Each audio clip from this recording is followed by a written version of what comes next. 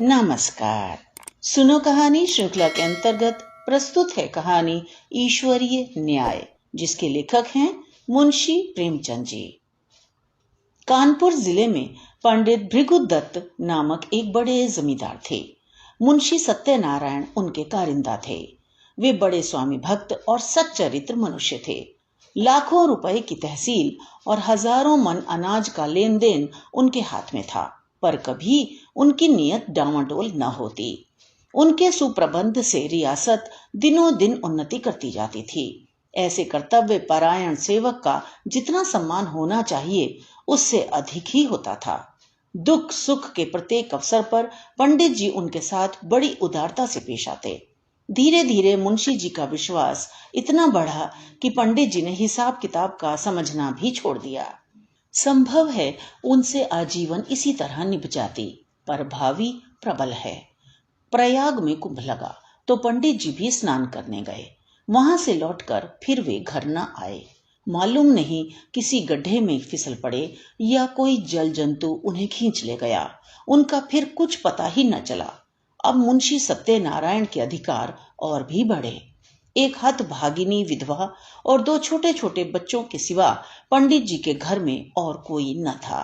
अंत्येष्टि क्रिया से निवृत्त होकर एक दिन शोकातुर पंडिताइन ने उन्हें बुलाया और रोकर कहा, लाला, पंडित जी हमें मझधार में छोड़कर सुरपुर को सिधर गए।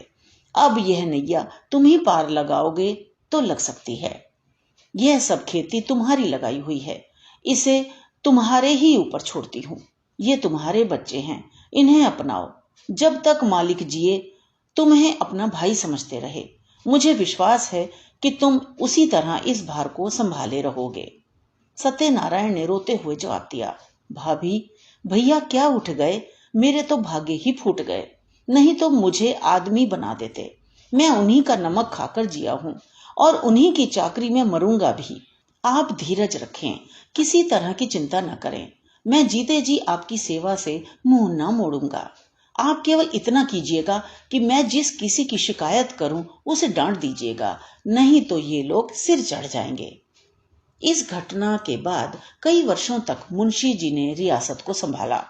वे अपने काम में बड़े कुशल थे। कभी एक कौड़ी का भी बल नहीं पड़ा। सारे जिले में उनका सम्मान होने लगा। लोग पंडित जी को भूल सा गए। दरबारों और कमेटियों में वे सम्मिलित होते।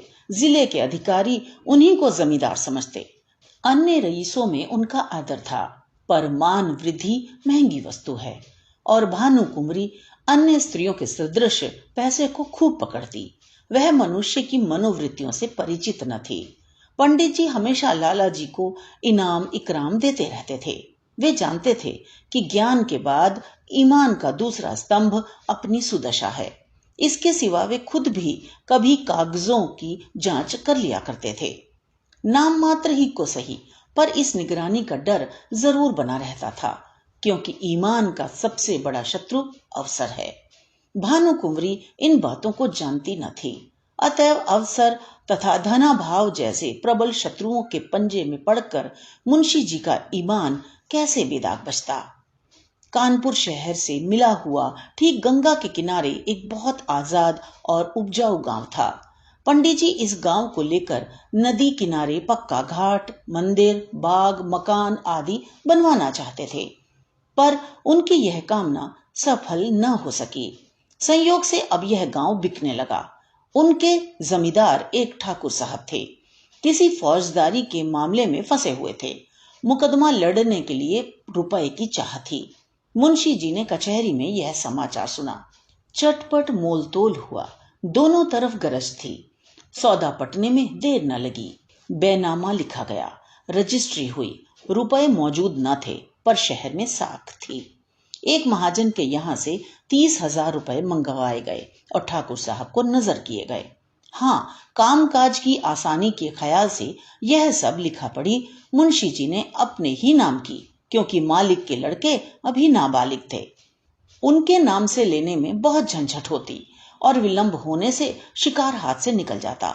मुंशी जी बैनामा लिए असीम आनंद में मग्न भानु कुंवरी के पास आए, पर्दा कराया और यह शुभ समाचार सुनाया। भानु कुंवरी ने सजल नेत्रों से उनको धन्यवाद दिया। पंडित जी के नाम पर मंदिर और घाट बनवाने का इरादा पक्का हो गया। मुंशी जी दूसरे ही दिन उस गांव में आए। आसामी नजराने लेकर नए स्वामी के स्वागत को हाजिर हुए। शहर के रईसों की दावत हुई। लोगों की नावों पर बैठकर गंगा की खूब सैर की। मंदिर आदि बनवाने के लिए आबादी से हटकर रमणीक स्थान चुना गया। यद्यपि इस गांव को अपने नाम लेते समय मुंशी जी के मन में कपट का भाव न था, तथापि 2-4 दिन में ही उनका अंकुर जम गया और धीरे धीरे बढ़ने लगा। मुंशी जी इस गांव के आय व्यय का अलग हिसाब रखते और अपनी स्वामिनी को उसका ब्यौरा समझाने की जरूरत न समझते। भानु कुंवरी इन बातों में दखल देना उचित न समझती थी, पर दूसरे कारिंदों से बातें सुन सुनकर उसे शंका होती थी कि कहीं मुंशी जी दगा तो न देंगे।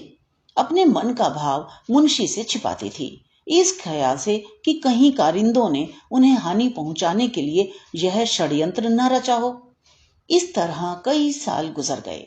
अब इस कपट के अंकुर ने वृक्ष का रूप धारण कर लिया। भानु कुंवरी को मुंशी जी के उस मार्ग के लक्षण दिखाई देने लगे। उधर मुंशी जी के मन ने कानून से नीति पर विजय पाई। उन्होंने अपने मन में फैसला किया कि गांव मेरा है। हाँ, मैं भानु कुंवरी के 30,000 का ऋणी अवश्य हूँ। वे बहुत करेंगी तो अपने रुपए ले लेंगी, और क्या कर सकती हैं। मगर दोनों तरफ यह आग अंदर ही अंदर सुलगती रही। मुंशी जी अस्त्र सज्जित होकर आक्रमण के इंतजार में थे और भानु कुंवरी इसके लिए अवसर ढूंढ रही थी। एक दिन उसने साहस करके मुंशी जी को अंदर बुलाया और कहा, लाला जी, बरगदा के मंदिर का काम कब से लगवाइएगा? उसे लिए 8 साल हो गए। अब काम लग जाए तो अच्छा हो। जिंदगी का कौन ठिकाना है, जो काम करना है उसे कर ही डालना चाहिए। इस ढंग से इस विषय को उठाकर भानु कुंवरी ने अपनी चतुराई का अच्छा परिचय दिया। मुंशी जी भी दिल में इसके कायल हो गए। जरा सोच कर बोले, इरादा तो मेरा कई बार हुआ, पर मौके की जमीन नहीं मिलती। गंगा तट की जमीन असामियों के जोत में है और वे किसी तरह छोड़ने पर राजी नहीं। भानु कुंवरी, यह बात तो आज मुझे मालूम हुई। 8 साल हुए इस गांव के विषय में आपने कभी भूल कर भी तो चर्चा नहीं की। मालूम नहीं कितनी तहसील है, क्या मुनाफा है, कैसा गांव है, कुछ सीर होती है या नहीं। जो कुछ करते हैं आप ही करते हैं और करेंगे, पर मुझे भी तो मालूम होना चाहिए। मुंशी जी संभल उठे। उन्हें मालूम हो गया कि इस चतुर स्त्री से बाजी ले जाना मुश्किल है। गांव लेना ही है तो अब क्या डर। खुलकर बोले, आपको इससे कोई सरोकार न था, इसलिए मैंने व्यर्थ कष्ट देना मुनासिब न समझा। भानु कुंवरी के हृदय में कुठार सा लगा। पर्दे से निकल आई और मुंशी जी की तरफ तेज आंखों से देखकर बोली, आप क्या कहते हैं? आपने गांव मेरे लिए लिया था या अपने लिए? रुपए मैंने दिए या आपने? उस पर जो खर्च पड़ा वह मेरा था या आपका? मेरी समझ में नहीं आता कि आप कैसी बातें करते हैं। मुंशी जी ने सावधानी से जवाब दिया, यह तो आप जानती हैं कि गांव हमारे नाम से बसा हुआ है। रुपया जरूर आपका लगा, पर मैं उसका देनदार हूं। रहा तहसील वसूल का खर्च, यह सब मैंने अपने पास से दे दिया है। उसका हिसाब किताब, आय व्यय सब रखता गया हूं। भानु कुंवरी ने क्रोध से कांपते हुए कहा, इस कपट का फल आपको अवश्य मिलेगा। आप इस निर्दयता से मेरे बच्चों का गला नहीं काट सकते। मुझे नहीं मालूम था कि आपने हृदय में छुरी छिपा रखी है, नहीं तो यह नौबत ही क्यों आती।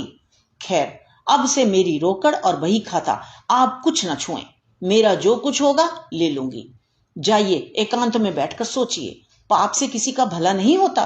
तुम समझते होगे कि बालक अनाथ हैं, इनकी संपत्ति हजम कर लूंगा। इस भूल में न रहना, मैं तुम्हारे घर की ईंट तक बिकवा दूंगी। यह कहकर भानु कुमारी फिर पर्दे की आड़ में आ बैठी और रोने लगी। स्त्रियां क्रोध के बाद किसी न किसी बहाने रोया करती हैं। लाला साहब को कोई जवाब न सूझा। यहां से उठाए और दफ्तर जाकर कागज उलट पुलट करने लगे, पर भानु कुंवरी भी उनके पीछे पीछे दफ्तर में पहुंची और डांट कर बोली, मेरा कोई कागज मत छूना, नहीं तो बुरा होगा। तुम विषैले सांप हो, मैं तुम्हारा मुंह नहीं देखना चाहती। मुंशी जी कागजों में कुछ काट छांट करना चाहते थे, पर विवश हो गए। खजाने की कुंजी निकालकर फेंक दी, बही खाते पटक दिए। किवाड़ धड़ाके से बंद किए और हवा की तरह सन्न से निकल गए। कपट में हाथ तो डाला पर कपट मंत्र न जाना। दूसरे कारिंदों ने यह कैफियत सुनी तो फूले न समाये। मुंशी जी के सामने उनकी दाल न गलने पाती। भानु कुंवरी के पास आकर वे आग पर तेल छिड़कने लगे। सब लोग इस विषय में सहमत थे कि मुंशी सत्यनारायण ने विश्वासघात किया है। मालिक का नमक उनकी हड्डियों से फूट फूट कर निकलेगा। दोनों ओर से मुकदमेबाजी की तैयारियां होने लगी। एक तरफ न्याय का शरीर था, दूसरी ओर न्याय की आत्मा। प्रकृति का पुरुष से लड़ने का साहस हुआ। भानु कुंवरी ने लाला छक्कन लाल से पूछा, हमारा वकील कौन है? छक्कन लाल ने इधर उधर झांक कर कहा, वकील तो सेठ जी हैं, पर सत्यनारायण ने उन्हें पहले गांठ रखा होगा। इस मुकदमे के लिए बड़े होशियार वकील की जरूरत है। मेहरा बाबू की आजकल खूब चल रही है। हाकिम की कलम पकड़ लेते हैं, बोलते हैं तो जैसे मोटर कार छूट जाती है सरकार। और क्या कहें, कई आदमियों को फांसी से उतार लिया है। उनके सामने कोई वकील जबान तो खोल नहीं सकता। सरकार कहें तो वही कर लिए जाएं। छक्कन लाल की अत्युक्ति से संदेह पैदा हो गया। भानु कुंवरी ने कहा, नहीं, पहले सेठ जी से पूछ लिया जाए, उसके बाद देखा जाएगा। आप जाइए, उन्हें बुला लाइए। छक्कन लाल अपनी तकदीर को ठोंकते हुए सेठ जी के पास गए।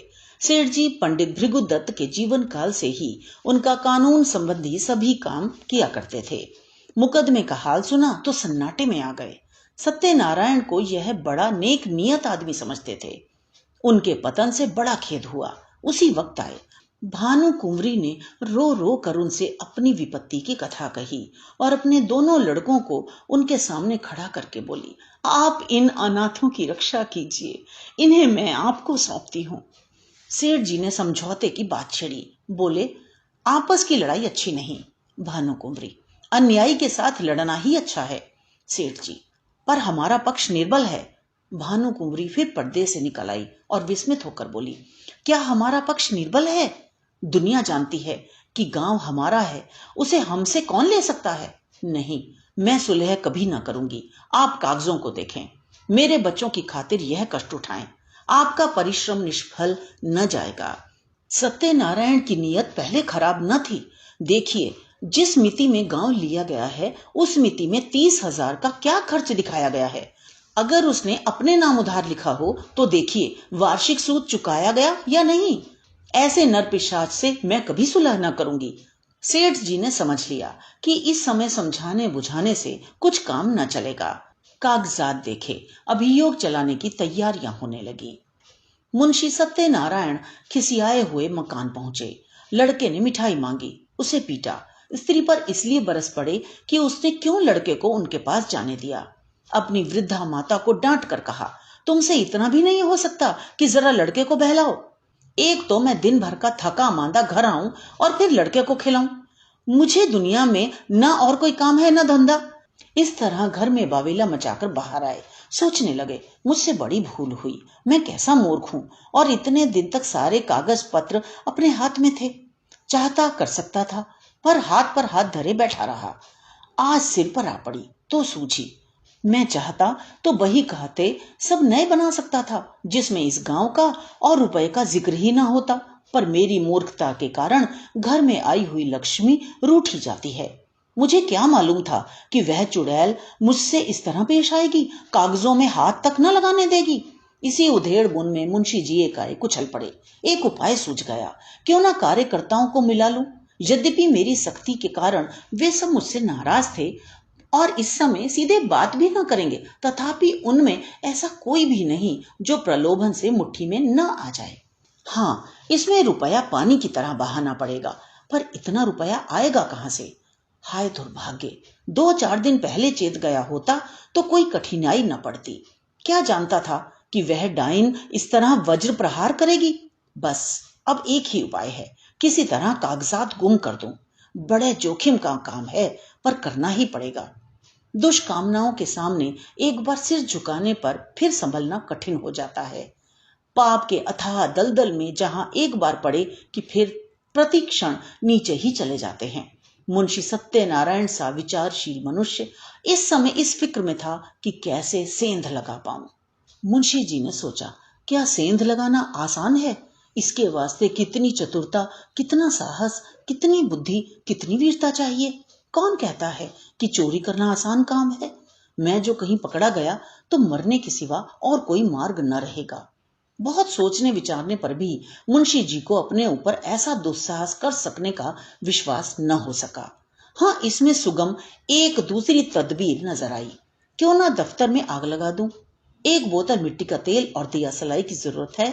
किसी बदमाश को मिला लूं, मगर ये क्या मालूम कि वही उसी कमरे में रखी हैं या नहीं। चुड़ैल ने उसे जरूर अपने पास रख लिया होगा। नहीं, आग लगाना गुनाह बेलज्जत होगा। बहुत देर मुंशी जी करवटें बदलते रहे, नए नए मंसूबे सोचते, पर फिर अपने ही तर्कों से काट देते। वर्षा काल में बादलों की नई नई सूरतें बनती हैं और फिर हवा के वेग से बिगड़ जाती हैं। वही दशा इस समय उनके मंसूबों की हो रही थी। पर इस मानसिक अशांति में भी एक विचार पूर्ण रूप से स्थिर था। किसी तरह इन कागजात को अपने हाथ में लाना चाहिए। काम कठिन है माना, पर हिम्मत न थी तो रार क्यों मोल ली। क्या 30,000 की जायदाद दाल भात का कौर है। चाहे जिस तरह हो, चोर बने बिना काम नहीं चल सकता। आखिर जो लोग चोरियां करते हैं वे भी तो मनुष्य ही होते हैं। बस एक छलांग का काम है। अगर पार हो गए तो राज करेंगे, गिर पड़े तो जान से हाथ धोएंगे। रात के 10 बज गए। मुंशी सत्यनारायण कुंजियों का एक गुच्छा कमर में दबाए घर से बाहर निकले। द्वार पर थोड़ा सा पुआल रखा हुआ था। उसे देखते ही वे चौंक पड़े। मारे डर के छाती धड़कने लगी। जान पड़ा कि कोई छिपा बैठा है। कदम रुक गए। पुआल की तरफ ध्यान से देखा, उसमें बिल्कुल हरकत ना हुई। तब हिम्मत बांधी, आगे बढ़े और मन को समझाने लगे। मैं कैसा बौखल हूं। अपने द्वार पर किसका डर, और सड़क पर भी मुझे किसका डर है। मैं अपनी राह जाता हूं, कोई मेरी तरफ तिरछी आंख से नहीं देख सकता। हाँ, जब मुझे सेंध लगाते देख ले, नहीं पकड़ ले, तब अलबत्ते डरने की बात है। इस पर भी बचाव की युक्ति निकल सकती है। अकस्मात उन्होंने भानु कुंवरी के एक चपरासी को आते हुए देखा। कलेजा धड़क उठा। लपक कर एक अंधेरी गली में घुस गए। बड़ी देर तक वहां खड़े रहे। जब वह सिपाही आंखों से ओझल हो गया तब फिर सड़क पर आए। वह सिपाही आज सुबह तक इनका गुलाम था। उसे उन्होंने कितनी ही बार गालियां दी थी, लातें मारी थी, पर आज उसे देखकर उनके प्राण सूख गए। उन्होंने फिर तर्क की शरण ली। मैं मानो भंग खाकर आया हूं। इस चपरासी से इतना डरा मानो कि वह मुझे देख लेता, पर मेरा कर क्या सकता था। हजारों आदमी रास्ते चल रहे हैं, उन्हीं में मैं भी एक हूं। क्या वह अंतर्यामी है, सबके हृदय का हाल जानता है। मुझे देखकर वह अदब से सलाम करता और वहां का कुछ हाल भी कहता, पर मैं उससे ऐसा डरा कि सूरत तक ना दिखाई। इस तरह मन को समझाकर वे आगे बढ़े। सच है, पाप के पंजों में फंसा हुआ मन पतझड़ का पत्ता है जो हवा के जरा से झोंके से गिर पड़ता है। मुंशी जी बाजार पहुंचे। अधिकतर दुकानें बंद हो चुकी थी।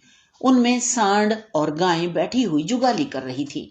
केवल हलवाइयों की दुकानें खुली थी और कहीं कहीं गजरे वाले हार की हांक लगाते फिरते थे। सब हलवाई मुंशी जी को पहचानते थे। अतएव मुंशी जी ने सिर झुका लिया, कुछ चाल बदली और लपकते हुए चले। एकाएक उन्हें एक बग्घी आती दिखाई दी। यह सेठ वल्लभदास वकील की बग्घी थी। इसमें बैठकर हजारों बार सेठ जी के साथ कचहरी गए थे, पर आज वह बग्घी कालदेव के समान भयंकर मालूम हुई। फौरन एक खाली दुकान पर चढ़ गए। वहां विश्राम करने वाले सांड ने समझा वे मुझे पदच्युत करने आए हैं। माथा झुकाए फुंकारता हुआ उठ बैठा, पर इसी बीच में बग्घी निकल गई और मुंशी जी की जान में जान आई। अब कि उन्होंने तर्क का आश्रय न लिया, समझ गए कि इस समय इससे कोई लाभ नहीं। खैरियत ये हुई कि वकील ने देखा नहीं। यह एक घाघ है, मेरे चेहरे से ताड़ जाता। कुछ विद्वानों का कथन है कि मनुष्य की स्वाभाविक प्रवृत्ति पाप की ओर होती है, पर यह कोरा अनुमान ही अनुमान है, अनुभव सिद्ध बात नहीं। सच बात तो यह है कि मनुष्य स्वभावतः पाप भीरु होता है और हम प्रत्यक्ष देख रहे हैं कि पाप से उसे कैसी घृणा होती है। एक फरलांग आगे चलकर मुंशी जी को एक गली मिली। वह भानु कुंवरी के घर का एक रास्ता था। धुंधली सी लालटेन जल रही थी। जैसा मुंशी जी ने अनुमान किया था, पहरेदार का पता न था। अस्तबल में चमारों के यहाँ नाच हो रहा था। कई चमारी ने बनाव सिंगार करके नाच रही थी। चमार मृदंग बजा बजा कर गाते थे।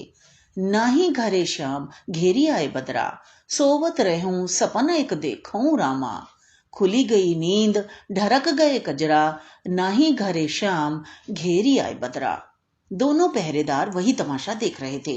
मुंशी जी दबे पांव लालटेन के पास गए और जिस तरह बिल्ली चूहे पर झपटती है उसी तरह उन्होंने झपटकर लालटेन को बुझा दिया। एक पड़ाव पूरा हो गया, पर वे उस कार्य को जितना दुष्कर समझते थे उतना न जान पड़ा। हृदय कुछ मजबूत हुआ। दफ्तर के बरामदे में पहुंचे और खूब कान लगाकर आहट ली। चारों ओर सन्नाटा छाया हुआ था।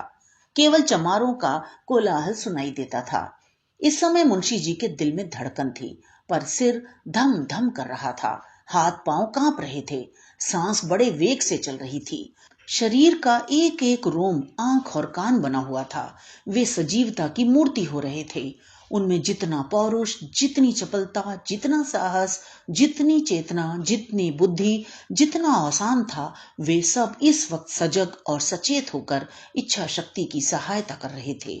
दफ्तर के दरवाजे पर वही पुराना ताला लगा हुआ था। इसकी कुंजी आज बहुत तलाश करके वे बाजार से लाए थे। ताला खुल गया। किवाड़ों ने बहुत दबी जबान से प्रतिरोध किया। इस पर किसी ने ध्यान न दिया। मुंशी जी दफ्तर में दाखिल हुए। भीतर चिराग जल रहा था। मुंशी जी को देखकर उसने एक दफे सिर हिलाया, मानो उन्हें भीतर आने से रोका। मुंशी जी के पैर थर थर कांप रहे थे। एड़ियां जमीन से उछली पड़ती थीं। पाप का बोझ उन्हें असहाय था। पल भर में मुंशी जी ने बहियों को उल्टा पलटा। लिखावट उनकी आंखों में तैर रही थी। इतना अवकाश कहाँ था कि जरूरी कागजात छांट लेते। उन्होंने सारी बहियों को समेटकर एक गट्ठर बनाया और सिर पर रखकर तीर के समान कमरे से बाहर निकल आए। उस पाप की गठरी को लादे हुए वे अंधेरी गली से गायब हो गए। तंग, अंधेरी, दुर्गंधपूर्ण कीचड़ से भरी हुई गलियों में वे नंगे पांव स्वार्थ, लोभ और कपट का बोझ लिए चले जाते थे। मानो पाप में आत्मा नरक की नालियों में बही चली जाती थी। बहुत दूर तक भटकने के बाद वे गंगा किनारे पहुंचे। जिस तरह कलुषित हृदयों में कहीं कहीं धर्म का धुंधला प्रकाश रहता है, उसी तरह नदी की काली सतह पर तारे झिलमिला रहे थे। तट पर कई साधु धूनी जमाए थे। ज्ञान की ज्वाला मन की जगह बाहर दहक रही थी।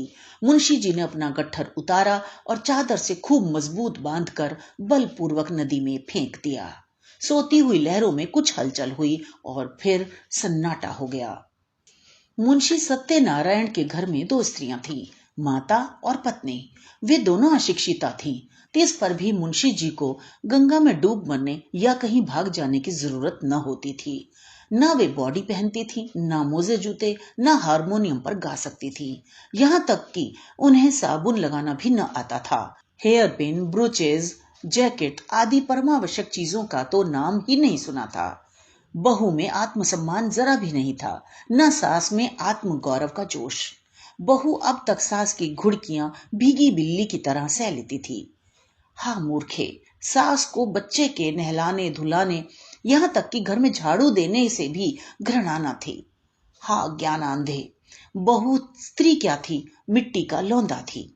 एक पैसे की जरूरत होती तो सास से मांगती। सारांश यह है कि दोनों स्त्रियां अपने अधिकारों से बेखबर अंधकार में पड़ी हुई पशुवत जीवन व्यतीत करती थीं।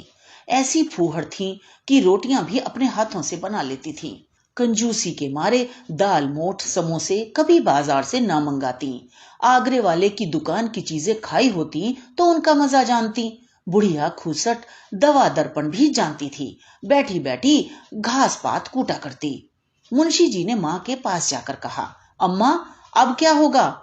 भानु कुंवरी ने मुझे जवाब दे दिया। माता ने घबरा कर पूछा, जवाब दे दिया? मुंशी जी, हाँ बिल्कुल बेकसूर। माता, क्या बात हुई? भानु कुंवरी का मिजाज तो ऐसा न था। मुंशी जी, बात कुछ न थी। मैंने अपने नाम से जो गांव लिया था उसे मैंने अपने अधिकार में कर लिया। कल मुझसे और उनसे साफ साफ बातें हुई। मैंने कह दिया कि गांव मेरा है, मैंने अपने नाम से लिया है, उसमें तुम्हारा कोई इजारा नहीं। बस बिगड़ गई, जो मुंह में आया बकती रही। उसी वक्त मुझे निकाल दिया और धमका कर कहा, मैं तुमसे लड़कर अपना गांव ले लूंगी। अब आज ही उनकी तरफ से मेरे ऊपर मुकदमा दायर होगा, मगर इससे होता क्या है? गांव मेरा है, उस पर मेरा कब्जा है। एक नहीं 1000 मुकदमे चलाएं, डिग्री मेरी होगी। माता ने बहू की तरफ मर्मांतक दृष्टि से देखा और बोली, क्यों भैया, वह गांव लिया तो था तुमने उन्हीं के रुपयों और उन्हीं के वास्ते। मुंशी, लिया था तब लिया था, अब मुझसे ऐसा आबाद और मालदार गांव नहीं छोड़ा जाता। वह मेरा कुछ नहीं कर सकती, मुझसे अपना रुपया भी नहीं ले सकती। 150 गांव तो हैं, तब भी हवस नहीं मानती। मां, बेटा किसी के धन ज्यादा होता है तो वह उसे फेंक थोड़े ही देता है। तुमने अपनी नीयत बिगाड़ी, यह अच्छा काम नहीं किया। दुनिया तुम्हें क्या कहेगी, और दुनिया चाहे कहे या ना कहे, तुमको भला ऐसा करना चाहिए कि जिसकी गोद में इतने दिन पले, जिसका इतने दिनों तक नमक खाया, अब उसी से दगा करो। नारायण ने तुम्हें क्या नहीं दिया? मजे से खाते हो, पहनते हो, घर में नारायण का दिया 4 पैसा है, बाल बच्चे हैं, और क्या चाहिए? मेरा कहना मानो, यह कलंक का टीका अपने माथे न लगाओ, यह अपजस मत लो। बरकत अपनी कमाई में होती है, हराम की कौड़ी कभी नहीं फलती। मुंशी, ऐसी बातें बहुत सुन चुका हूं। दुनिया उन पर चलने लगे तो सारे काम बंद हो जाएं। मैंने इतने दिनों इनकी सेवा की, मेरी ही बदौलत ऐसे ऐसे 4-5 गांव बढ़ गए। जब तक पंडित जी थे मेरी नियत का मान था, मुझे आंख में धूल डालने की जरूरत न थी, वे आप ही मेरी खातिर कर दिया करते थे। उन्हें मरे 8 साल हो गए, मगर मुसम्मात के एक बीड़े पान की कसम खाता हूं, मेरी जात से उनको हजारों रुपए मासिक की बचत होती थी। क्या उनको इतनी भी समझ ना थी कि यह बेचारा जो इतनी ईमानदारी से मेरा काम करता है, इस नफे में उसे भी कुछ मिलना चाहिए? यह कहकर ना दो, इनाम कहकर दो, किसी तरह दो तो। मगर वे तो समझती थी कि मैंने इसे 20 रुपए महीने पर मोल ले लिया है। मैंने 8 साल तक सब किया, अब क्या इसी 20 रुपए में गुलामी करता रहूं और अपने बच्चों को दूसरों का मुंह ताकने के लिए छोड़ जाऊं? अब मुझे यह अवसर मिला है, इसे क्यों छोड़ूं? जमींदारी की लालसा लिए हुए क्यों मरूं? जब तक जीऊंगा खुद खाऊंगा, मेरे पीछे मेरे बच्चे चैन उड़ाएंगे। माता की आंखों में आंसू भर आए। बोली, बेटा, मैंने तुम्हारे मुंह से ऐसी बातें कभी नहीं सुनी थी। तुम्हें क्या हो गया है? तुम्हारे आगे बाल बच्चे हैं, आग में हाथ न डालो। बहू ने सास की ओर देखकर कहा, हमको ऐसा धन न चाहिए, हम अपनी दाल रोटी में मगन हैं। मुंशी, अच्छी बात है, तुम लोग दाल रोटी खाना, गाढ़ा पहनना, मुझे अब हलवे पूरी की इच्छा है। माता, यह अधर्म मुझसे न देखा जाएगा, मैं गंगा में डूब मरूंगी। पत्नी, तुम्हें यह सब कांटा बोना है तो मुझे मायके पहुंचा दो, मैं अपने बच्चों को लेकर इस घर में न रहूंगी। मुंशी ने झुंझला कर कहा, तुम लोगों की बुद्धि तो भांग खा गई है। लाखों सरकारी नौकर दिन रात दूसरों का गला दबा दबा कर रिश्वतें लेते हैं और चैन करते हैं। न उनके बाल बच्चों ही को कुछ होता है, न उन्हीं को हैजा पकड़ता है। अधर्म उनको क्यों नहीं खा जाता जो मुझी को खा जाएगा? मैंने तो सत्यवादियों को सदा दुख झेलते ही देखा है। मैंने जो कुछ किया है, सुख लूटूंगा। तुम्हारे मन में जो आए करो। प्रातःकाल दफ्तर खुला तो कागजात सब गायब थे। मुंशी छक्कनलाल बौखलाए से घर में गए और मालकिन से पूछा, कागजात आपने उठवा लिए हैं? भानु कुंवरी ने कहा, मुझे क्या खबर, जहां आपने रखे होंगे वहीं होंगे। फिर सारे घर में खलबली पड़ गई, पहरेदारों पर मार पड़ने लगी। भानु कुंवरी को तुरंत मुंशी सत्यनारायण पर संदेह हुआ, मगर उनकी समझ में छक्कनलाल की सहायता के बिना यह काम होना असंभव था। पुलिस में रपट हुई, एक ओझा नाम निकालने के लिए बुलाया गया। मौलवी साहब ने कुर्रा फेंका। ओझा ने बताया, यह किसी पुराने बैरी का काम है। मौलवी साहब ने फरमाया, किसी घर के भेदिये ने यह हरकत की है।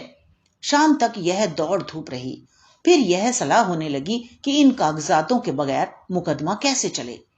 पक्ष तो पहले से ही निर्बल था, जो कुछ बल था वह इसी बही खाते का था। अब तो सबूत भी हाथ से गए, दावे में कुछ जान ही न रही। मगर भानु कुंवरी ने कहा, बला से हार जाएंगे, हमारी चीज कोई छीन ले तो हमारा धर्म है कि उससे यथाशक्ति लड़ें, हार कर बैठना कायरों का काम है। सेठ जी यानी वकील को इस दुर्घटना का समाचार मिला तो उन्होंने भी यही कहा कि अब दावे में जरा भी जान नहीं है, केवल अनुमान और तर्क का भरोसा है।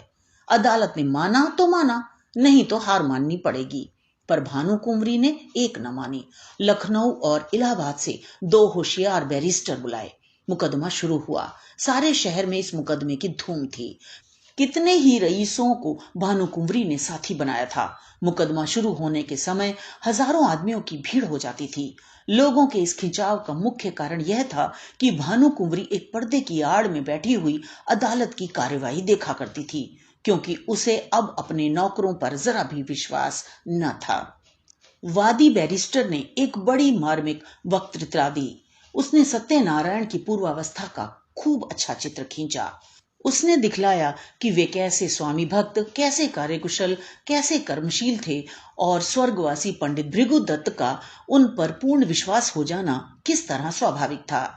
इसके बाद उसने सिद्ध किया कि मुंशी सत्यनारायण की आर्थिक व्यवस्था कभी ऐसी न थी कि वे इतना धन संचय करते।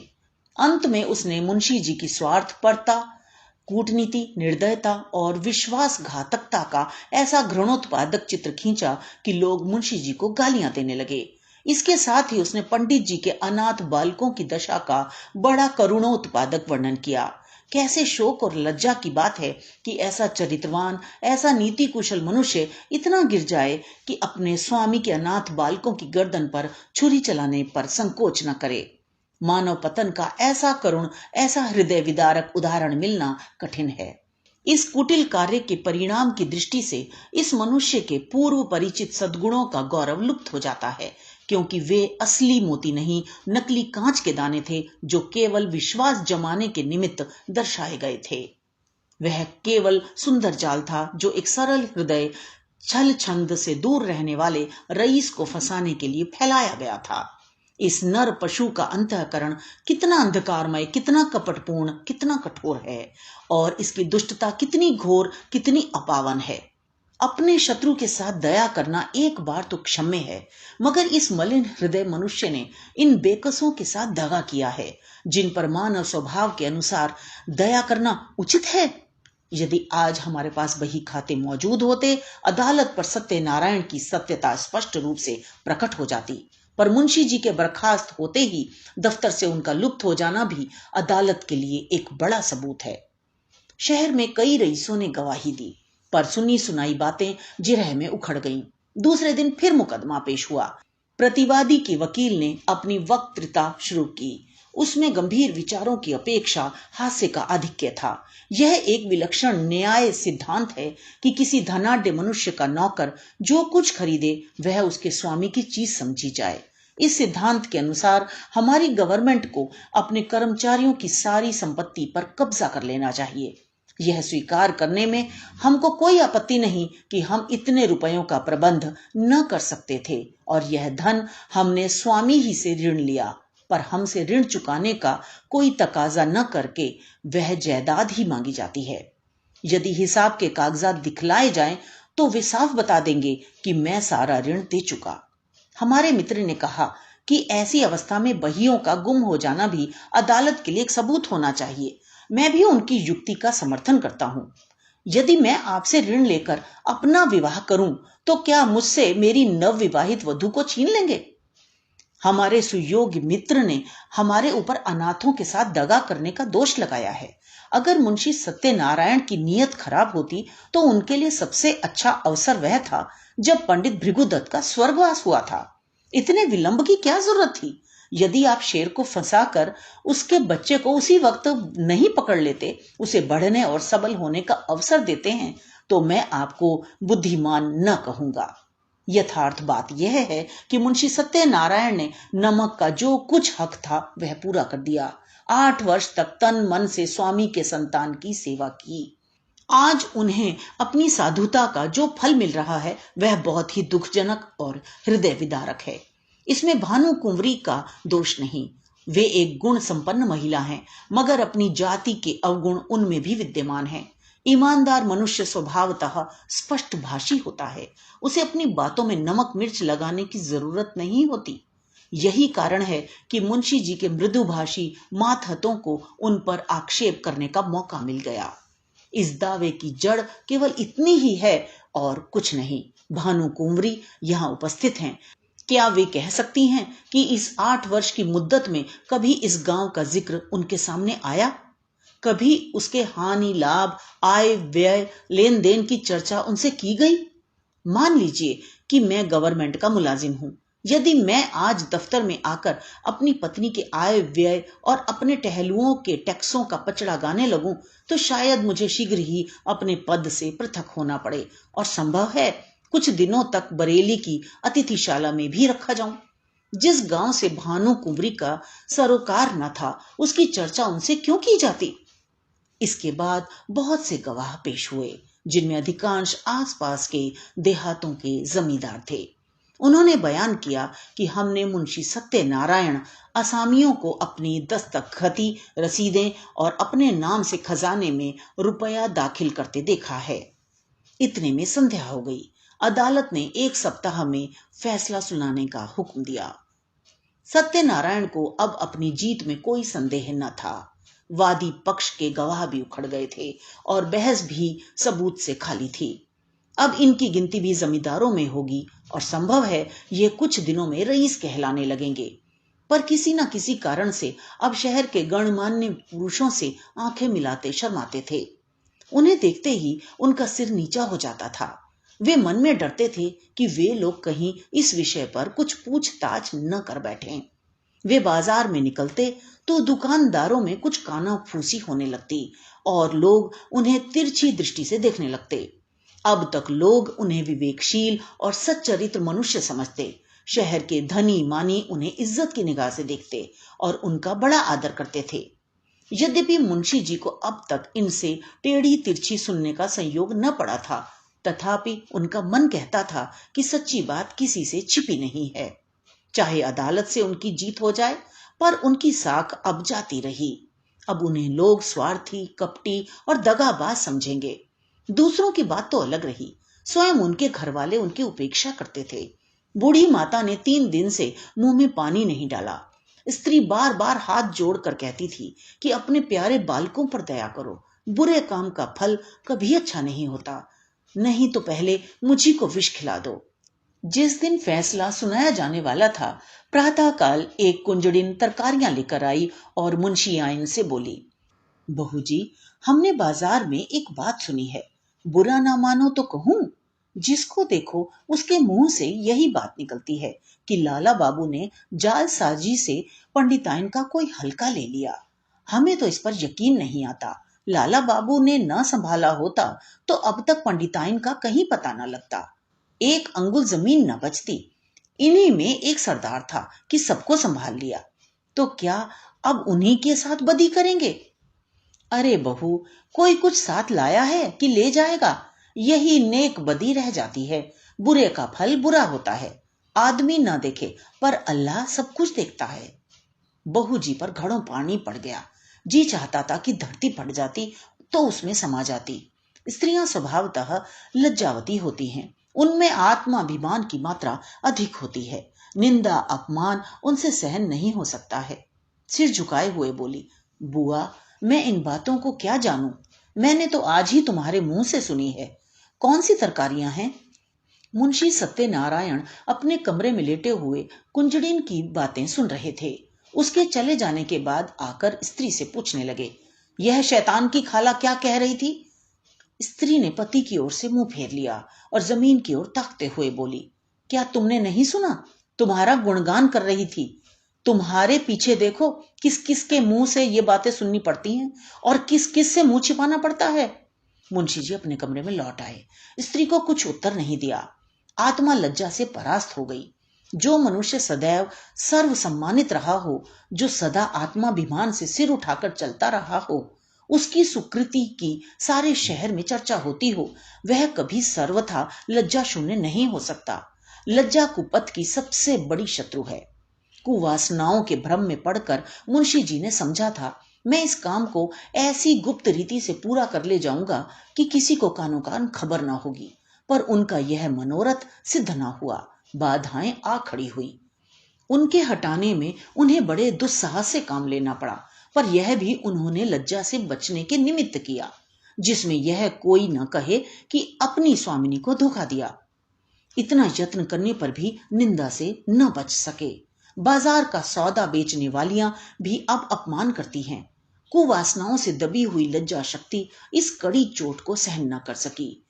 मुंशी जी सोचने लगे, अब मुझे धन संपत्ति मिल जाएगी, ऐश्वर्यवान हो जाऊंगा, परंतु निंदा से मेरा पीछा न छूटेगा। अदालत का फैसला मुझे लोक निंदा से न बचा सकेगा। ऐश्वर्य का फल क्या है? मान और मर्यादा। उससे हाथ धो बैठा तो ऐश्वर्य को लेकर क्या करूंगा? चित्त की शक्ति खोकर, लोक लज्जा सहकर, जन समुदाय में नीच बनकर और अपने घर में कलह का बीज बोकर यह संपत्ति मेरे किस काम आएगी? और यदि वास्तव में कोई न्याय शक्ति हो और वह मुझे इस कुकृत्य का दंड दे, तो मेरे लिए सिवा मुख में कालिख लगाकर निकल जाने के और कोई मार्ग न रहेगा। सत्यवादी मनुष्य पर कोई विपत्ति पड़ती है तो लोग उनके साथ सहानुभूति करते हैं। दुष्टों की विपत्ति लोगों के लिए व्यंग्य की सामग्री बन जाती है। उस अवस्था में ईश्वर अन्यायी ठहराया जाता है, मगर दुष्टों की विपत्ति ईश्वर के न्याय को सिद्ध करती है। परमात्मन, इस दुर्दशा से किसी तरह मेरा उद्धार करो। क्यों न जाकर मैं भानु कुंवरी के पैरों पर गिर पड़ूं और विनय करूं कि यह मुकदमा उठा लो। शोक, पहले यह बात मुझे क्यों न सूझी? अगर कल तक मैं उनके पास चला गया होता तो बात बन जाती, पर अब क्या हो सकता है? आज तो फैसला सुनाया जाएगा। मुंशी जी देर तक इसी विचार में पड़े रहे, पर कुछ निश्चय न कर सके कि क्या करें। भानु कुंवरी को भी विश्वास हो गया कि अब गांव हाथ से गया। बेचारी हाथ मलकर रह गई। रात भर उसे नींद न आई। रह रहकर मुंशी सत्यनारायण पर क्रोध आता था। हाय पापी, ढोल बजाकर मेरा 50,000 का माल लिए जाता है और मैं कुछ नहीं कर सकती। आजकल के न्याय करने वाले बिल्कुल आंख के अंधे हैं। जिस बात को सारी दुनिया जानती है उसमें भी उनकी दृष्टि नहीं पहुंचती। बस दूसरों की आंखों से देखते हैं, कोरे कागजों के गुलाम हैं। न्याय वह है जो दूध का दूध और पानी का पानी कर दे, यह नहीं कि खुद ही कागजों के धोखे में आ जाए, खुद ही पाखंडियों के जाल में फंस जाए। इसी से तो ऐसी छली, कपटी, दगाबाज और दुरात्माओं का साहस बढ़ गया है। खैर, गांव जाता है तो जाए, लेकिन सत्यनारायण, तुम शहर में कहीं मुंह दिखाने लायक भी न रहे। इस ख्याल से भानु कुंवरी को कुछ शांति हुई। शत्रु की हानि मनुष्य को अपने लाभ से भी अधिक प्रिय होती है। मानव स्वभाव ही कुछ ऐसा है। तुम हमारा एक गांव ले गए, नारायण चाहेंगे तो तुम भी इससे सुख न पाओगे। तुम खुद नरक की आग में जलोगे। तुम्हारे घर में कोई दिया जलाने वाला न रह जाएगा। फैसले का दिन आ गया। आज इजलास में बड़ी भीड़ थी। ऐसे ऐसे महानुभाव उपस्थित थे जो बगुलों की तरह अफसरों की बधाई और विदाई के अवसरों पर ही नजर आया करते हैं। वकीलों और मुख्तियारों की पलटन भी जमा थी। नियत समय पर जज साहब ने इजलास सुशोभित किया। विस्तृत न्याय भवन में सन्नाटा छा गया। अहलमद ने संदूक से तजवीज निकाली। लोग उत्सुक होकर एक एक कदम और आगे खिसक गए। जज ने फैसला सुनाया। मुद्दई का दावा खारिज। दोनों पक्ष अपना अपना खर्च सह लें। यद्यपि फैसला लोगों के अनुमान के अनुसार ही था, तथापि जज के मुंह से उसे सुनकर लोगों में हलचल सी मच गई। उदासीन भाव से फैसले पर आलोचनाएं करते हुए लोग धीरे धीरे कमरे से निकलने लगे। एकाएक भानु कुंवरी घूंघट निकाले इजलास पर आकर खड़ी हो गई। जाने वाले लौट पड़े।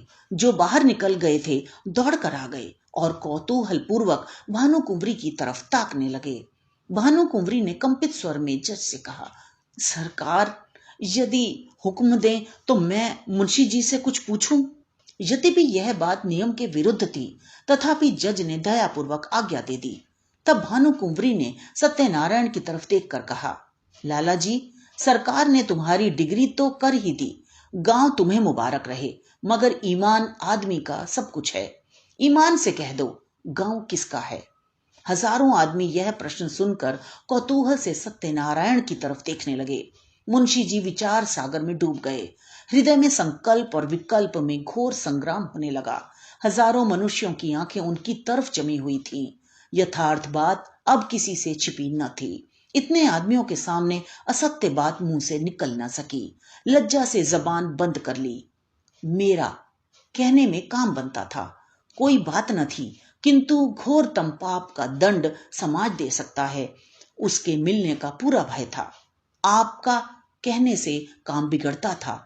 जीती जिताई बाजी हाथ से निकली जाती थी। सर्वोत्कृष्ट काम के लिए समाज से जो इनाम मिल सकता है, उसके मिलने की पूरी आशा थी। आशा ने भय को जीत लिया। उन्हें ऐसा प्रतीत हुआ जैसे ईश्वर ने मुझे अपना मुख उज्जवल करने का यह अंतिम अवसर दिया है। मैं अब भी मानव सम्मान का पात्र बन सकता हूँ। अब अपनी आत्मा की रक्षा कर सकता हूँ। उन्होंने आगे बढ़कर भानु कुंवरी को प्रणाम किया और कांपते हुए स्वर में बोले, आपका। हजारों मनुष्यों के मुंह से एक गगन स्पर्शी ध्वनि निकली, सत्य की जय। जज ने खड़े होकर कहा, यह कानून का न्याय नहीं, ईश्वरीय न्याय है। इसे कथा ना समझिएगा, यह सच्ची घटना है। भानु कुंवरी और सत्यनारायण अब भी जीवित हैं। मुंशी जी के इस नैतिक साहस पर लोग मुग्ध हो गए। मानवीय न्याय पर ईश्वरीय न्याय ने जो विलक्षण विजय पाई, उसकी चर्चा शहर भर में महीनों रही। भानु कुंवरी मुंशी जी के घर गई, उन्हें मना कर लाई, फिर अपना सारा कारोबार उन्हें सौंपा और कुछ दिनों उपरांत यह गांव उन्हीं के नाम हिब्बा कर दिया। मुंशी जी ने भी उसे अपने अधिकार में रखना उचित न समझा, कृष्णार्पण कर दिया। अब इसकी आमदनी दीन दुखियों और विद्यार्थियों की सहायता में खर्च होती। तो ये तो थी कहानी। मुझे आशा है आपको आनंद आया होगा। इसी तरह हमारे साथ जुड़े रहिए। हमारे चैनल को सब्सक्राइब कीजिए और बेल आइकन को भी क्लिक कीजिए। तो मिलते हैं अगली कहानी में। धन्यवाद।